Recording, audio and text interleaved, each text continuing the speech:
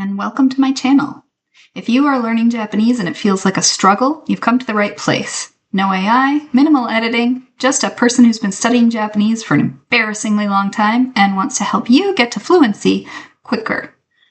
Let's jump into today's content. In this video, I want to discuss forming simple questions in Japanese. There are two common approaches, depending on what kind of question you're asking. First, when the question has to do with basic facts your listener should be able to know, like, what's your name? Or when's your birthday? It's common not to even ask the question in a complete sentence. Instead, you can simply say the relevant topic you're asking about, like name or birthday, and mark it with wa in a questioning tone of voice. So in Japanglish, that would be name wa and birthday wa. The Japanese word for name is namae, and birthday is tanjoubi. Therefore, in theory, we should say namae wa for your name and tanjoubi wa for when's your birthday. But in many cases, this can sound abrupt or perhaps even like you're talking down to your listener. There's a principle in Japanese, which we'll talk about in a future video series, that you should show respect to your listener by using different words to describe them and things having to do with them than the words you use to describe yourself and things having to do with yourself.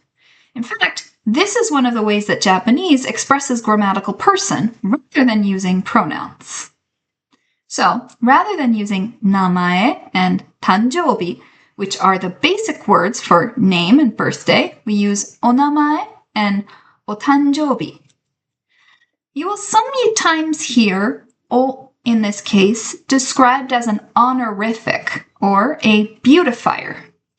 That's true, but it's not very useful for a learner coming from English, which does not have honorifics or beautifiers. I think it's better to think of the o as something similar to the possessive pronoun your in English. So onamae means your name, and otanjoubi means your birthday. Side note. Thinking of o as your prevents a common, very serious error, using the o form of the words to describe your own name or your own birthday. I can't tell you how many students I've met who proudly tell me they can introduce themselves in Japanese and who then say, "Watashi no onamae wa," insert name here, desu. Yikes. That is not the proper usage of o. Frankly, this is the kind of sentence where the subject is so obvious it can just be dropped. Hajimemashite. Your name here, desu, is a much more natural way of introducing yourself. But at the very least, if you're really desperate to say, my name is, say, watashi no namae wa, not watashi no onamae wa. Side note 2.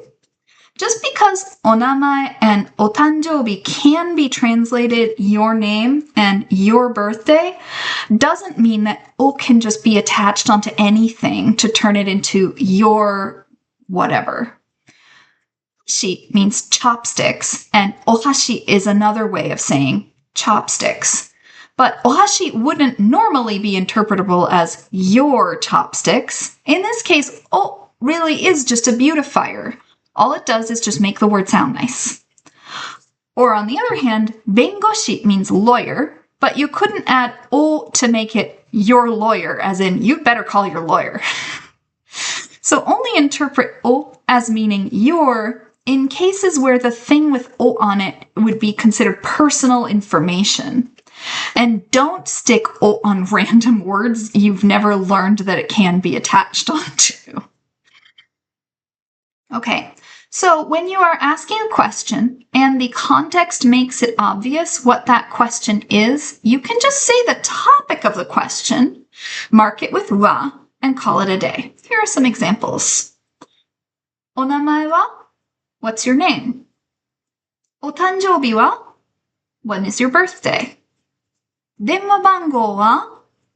What's your phone number? Note here, you will, if you live in Japan, hear customer service representatives say お電話番号, but adding o is a little too formal for everyday conversation.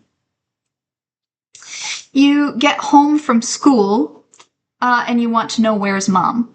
お母さんは? Where's mom? In other scenarios, お母さんは could mean something other than where's mom. It could mean like, how about your mom, or something like that.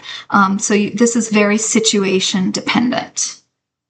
And here's another example of a situation dependent sentence where this works. Someone hands you something and you don't really know what it is. Maybe it's wrapped in a wrapper, or it's just you've never seen something like this before. You can say これは? What's this? これ means this. So これは? What's this? That's all for today. In the next video, we'll talk about the next step, forming yes/no questions. Remember to like, comment, subscribe, and share for more videos just like this. またね